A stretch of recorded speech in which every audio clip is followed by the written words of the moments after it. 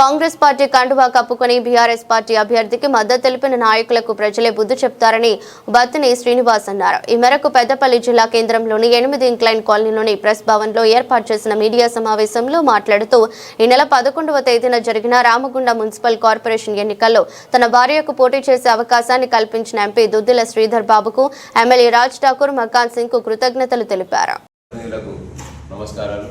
అదేవిధంగా కాంగ్రెస్ పార్టీ కుటుంబ సభ్యులకు, నాతోటి నాయకులకు, కార్యకర్తలందరూ కూడా నమస్కారాలు తెలియజేస్తూ ఈనాటి పత్రికా సమావేశానికి ముఖ్య ఉద్దేశం ఉన్న కార్పొరేషన్ ఎన్నికల్లో జరిగినటువంటి ఎన్నికల్లో 15వ డివిజన్ నుంచి కాంగ్రెస్ పార్టీ అభ్యర్థిగా మమ్మల్ని ఆశీర్వదించడానికి మాకు బీఫామ్ ఇచ్చినటువంటి గౌరవనీయులు మంత్రి నియోజకవర్గ శాసనసభ్యులు, రాష్ట్ర ఐటీ శాఖ మంత్రివర్యులు దుద్దిల్ల శ్రీధర్ బాబు గారికి, అదేవిధంగా రాజ్ ఠాకూర్ ఎమ్మెల్యే, మన రామగుండం ఎమ్మెల్యే రాజ్ ఠాకూర్ మకాన్ సింగ్ గారికి, అదేవిధంగా పిసిసి ప్రధాన కార్యదర్శి దుద్దిల్ల శ్రీనిబాబు గారికి మా యొక్క డివిజన్ ప్రజల పక్షాన ప్రత్యేక కృతజ్ఞత తెలియజేస్తూ ఉన్నాను.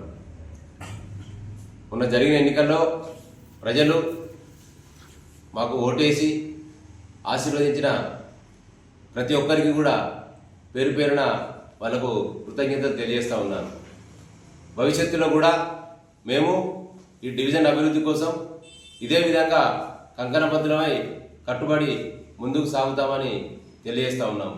డివిజన్లో ఏ సమస్య ఉన్నా, ప్రజలకు ఏ ఇబ్బంది ఉన్నా మేము ముందుండి వారి సమస్యను పరిష్కరించడానికి గౌరవనీయులు రాష్ట్ర ఐటీ శాఖ మంత్రివర్యులు శ్రీధర్ బాబు గారి సహకారంతో, అదేవిధంగా రామగుండం శాసనసభ్యులు మక్కాన్ సింగ్ గారి సహకారంతో మేము ఈ డివిజన్ అభివృద్ధికి నిరంతరం కృషి చేస్తామని, ప్రజలకు అందుబాటులో ఉంటానని, ప్రజలకు సేవ చేస్తానని ఈ సందర్భంగా తెలియజేస్తా ఉన్నాను.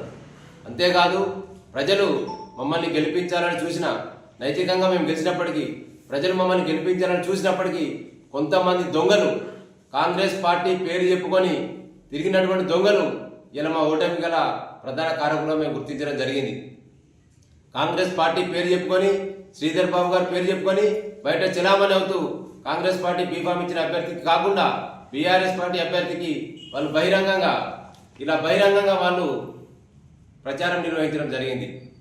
నా ఓటమి గల కారకులు వీళ్ళేనని నేను హైదరాబాద్కు వెళ్ళి గౌరవనీయులు మంత్రి శ్రీధర్ బాబు గారికి, మరియు అదేవిధంగా రామగుండం శాసనసభ్యులు రాజ్ ఠాకూర్ మక్కాన్ సింగ్ గారికి మేము తెలియజేయడం జరిగింది, వివరించడం జరిగింది. ఇక్కడ జరిగినటువంటి పొరపాటు ఏంటి, కథ ఏంటనే మొత్తం వారికి వివరించడం జరిగింది.